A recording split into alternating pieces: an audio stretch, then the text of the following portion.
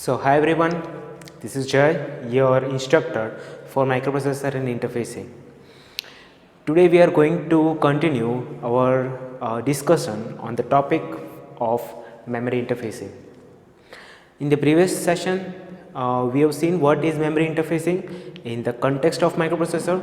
We have discussed different type of memories and how to interface a particular memory. In this session, we are going to see some examples based on memory interfacing. So in this session, we will consider these two cases, the case 1 and case 2. In the case 1, we are going to interface only one memory with the microprocessor. So in the case 1, we will interface 8 cross 4 bit memory with the microprocessor.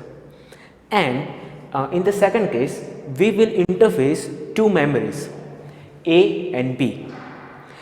These two memories may seem same, but they are different units. So specifications are same, both memories are 4 cross 4 bit, but there are two units. So in the second case, we will interface two 4 cross 4 bit memories with the microprocessor, and we will understand that what are the things that you need to do when you are interfacing multiple memories with the microprocessor. So let's see the first case. We are going to interface the memory which is 8 cross 4 bit. You guys know very well the meaning of 8 cross 4 bit memory.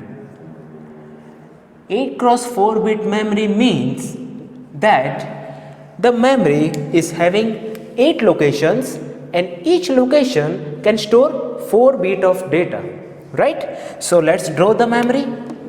Our memory is having 8 locations. So 0, 1, 2, 3, 4, 5 and 6. 0, 1, 2, 3, 4, 5, 6 and 7. So from 0 to 7 total 8 locations are there, and 4 bit means each location can store 4 bit of data. Now to interact with the memory, each location in the memory is having unique address. So how to find the length of the address? So in this memory, 8 cross 4 bit means that there are total 8 locations. So to represent 8 locations, how many bits are required? So 2 raised to 3 equal to 8. It means 3 bits are required to represent the memory which is having 8 locations. So the first one is having 0, 0, 0, then 0, 0, 1, 0, 1, 0, 0, 1, 1, 1, 0, 0, 1, 1, 1, 0 and 1, 1, 1. Okay. So we have drawn the memory and we have provided the locations. Now what is the meaning of the memory interfacing? Students, memory interfacing means that we will connect the memory with the microprocessor in such a way that processor can access each and every location of the memory, as well as processor should be able to read and write each and every location. So to access each location in the memory, to select each location in the memory, we have to provide address bus from the microprocessor to the memory. So the address bus which is coming out of the microprocessor will be connected here to the memory. So we have connected address bus to access each and every location. Now after accessing, suppose we have accessed the first location, so after accessing the location, processor can either read and write those locations, right? So to read and write, the control signals which are coming out of the microprocessor will be connected here to the memory. So memory is having different control signals such as read bar and write bar. So processor is having two control signals, which is read bar and write bar. So microprocessor will send different control signals.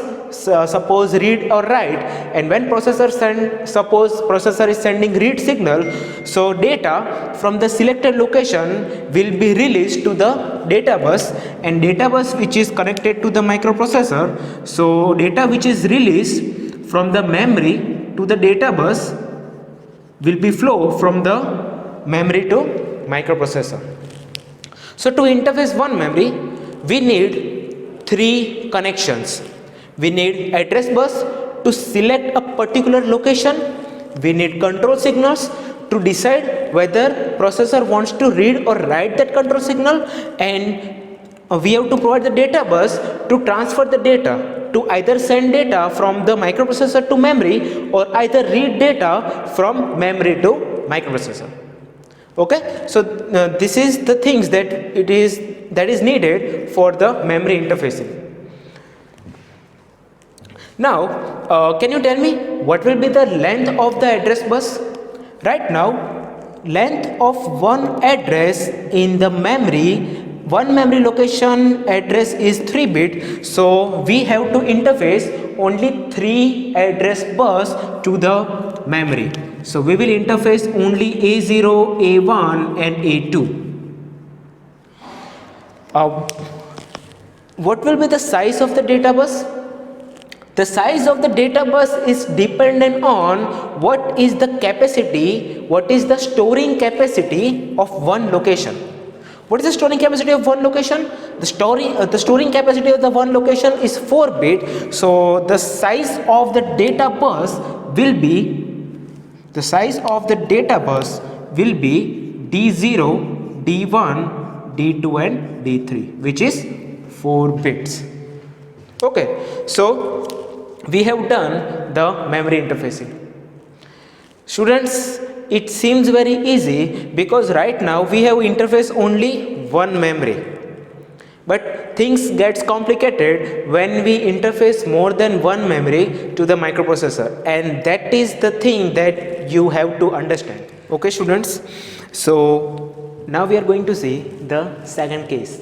In the second case, which is the case 2, we are going to interface these two memories, 4x4 bit and 4x4 bit. So we are having two identical memories, but they are different units, and we are going to interface this memory A and B with the microprocessor. Now you know the meaning of the memory interfacing. Memory interfacing means that we will connect the memory with the microprocessor in such a way that microprocessor can access each and every location of the memory, and processor can be able to read and write data from each and every memory location. That is the meaning of memory interfacing, right? So we have two memories, which is 4x4 and 4x4. Now we know that 4x4 means this memory is having how many locations? It is having 4 locations. So this two memory, both memory is having 4 location. 4 location, and each location can store 4 bit of data. Okay, no doubt still now. Now we also know that if one memory is having 4 location, it means length of one location will be 2^2 equals to 4. So if any memory is having 4 location, means that length of one memory location will be 2 bits. So it will be 00, 01, 10 and 1. 00, 01, 10 and 11. Okay, so we have drawn all the locations, we have provided all the locations, and we have provided the address. Now we have to connect microprocessor with the memory. We have to interface microprocessor with the memory. The first thing we will provide is we will provide the address bus.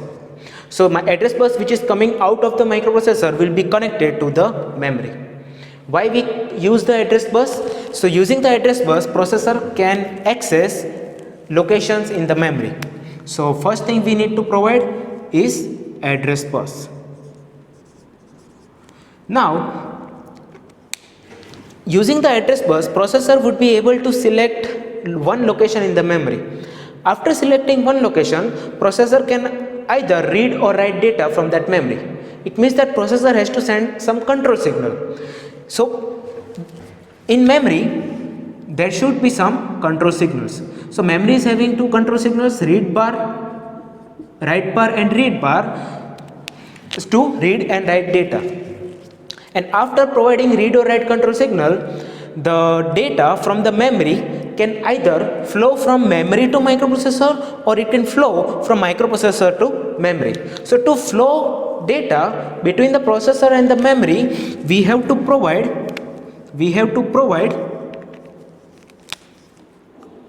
data bus. Okay, we have to provide the data bus. Now, can you tell me what will be the length of the address bus? Right now, the length of one location is 2 bits, so the length of the address bus is A0 and A1, only 2 bits. What will be the length of the data bus? One location can store 4 bits of data, so the length of the data bus is D0, D1, D2 and D3. That is total 4 bits. Now these two memories are identical, so the same number of address bus, data bus and control signals that is needed for this memory, for memory A, will be same for the memory B. So let's provide the same thing. There is a data bus, there is address bus, and there is control signals, which is write bar and read bar. The length of the data bus is D0, D1, D2 and D3. The length of the address bus is A0 and A1. Okay students, so we have provided all the connections and we have provided the address bus, data bus and the control signals with the memory. But this method is not perfect. Why? Suppose we are sending 00 in the A0 and A1. As A0 and A1 is connected to both memory, when the microprocessor will send 00, the location in the both memory, the 00 location in the both memory will be selected.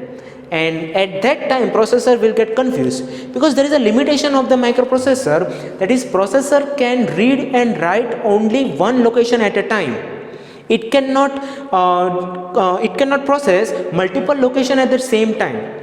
Are you getting it? So we have to provide some extra mechanism, we have to provide something so that only one location at a time is selected. So right now in the memory we can see that there are some connections, which is address bus, data bus and the control signal. But apart from address bus, data bus and the control signal, there is one more connection is also present in the memory, which is known as chip select.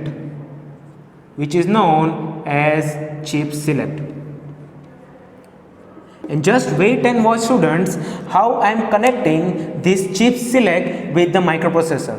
So A0 and A1 is connected to the address bus of the memory to the memory, and we will use one more address bus, which is A2, and we will connect that A2 bus with the chip select. And as well as I will connect A2 with second chip. So A2 is connected to chip A directly, but it is connected to chip B via NOT gate. Okay. Now I will use one more bus, which is A2. Now let's write down the range of addresses for the chip A and chip B. So we know that the range of addresses are same. For example, for chip A it is 00 to 11 and chip B it is also same. So address bus A0, A1 and A2, 00, 01, 10 and 11. Again 00, 01, 10 and 11. Okay. Now let's write the value for A2. So for one chip I am writing right now, for one chip I am writing 0, 0, 0, and for another chip I am writing 1 for all the locations. Now let's try to understand this value with respect to this figure. If you provide A0, A1 and A2 0, 0, 0, what will happen? If you provide A0, A1 and A2 0, 0, 0, so A0 and A1 will be 0, 0, as well as A2 is 0. So when you send 0 and 0 will be arrive here, so chip A will be selected. It means that the first location of the chip A will be selected. At the same time, A2 is connected here, so it will become 1. So as high voltage is arriving here, high signal is arriving here, so this chip will not be selected. Are you getting it? So if we consider only A0 and A1, so 0, 0 is arriving also here and 0, 0 is also arriving here. But because of the value of A2 is 0, so at a time only one location is selected. Are you getting it? So when the value of A2 is 0, it means that the memory A will be selected. What will happen if we send A0, A1 and A2 1, 0, 1? Now tell me, when we send 1, 0, 1, what will happen? So 1, 0, 1 means that 1, 0 we are sending here and here. But the location will only be selected when that particular chip is selected. So when the value of A2 is 1, so when A2 will be 1, so high signal will arrive here. So when high signal is arriving here, this chip will not be selected. Even though it is receiving value for address, it will not select any location because this chip is not enabled. But at the same time, the 1 will become 0 and this chip will be selected, so that particular location will be selected. So when the A2 will be 1 and it will select the memory B. So you have to understand, students, for the interfacing multiple memories, what you have to what you have to consider is that after providing the necessary address bus to the memory, the remaining address bus will be provided to the chip select. In every memory interfacing questions, in the upcoming session we will solve some examples, and in that example we are going to see that when we interface multiple memories with the microprocessor, in that case the address bus that is needed will be provided to the memory, but remaining address bus will be used for the chip select for the better interfacing, and because the limitation of the microprocessor, that is it can select only one location, it can process only one location at a time. And I think you have a clear idea of today's session. Still, if you have any doubt, you can ask me in the comment section. And this is it for today's session. Thank you so much.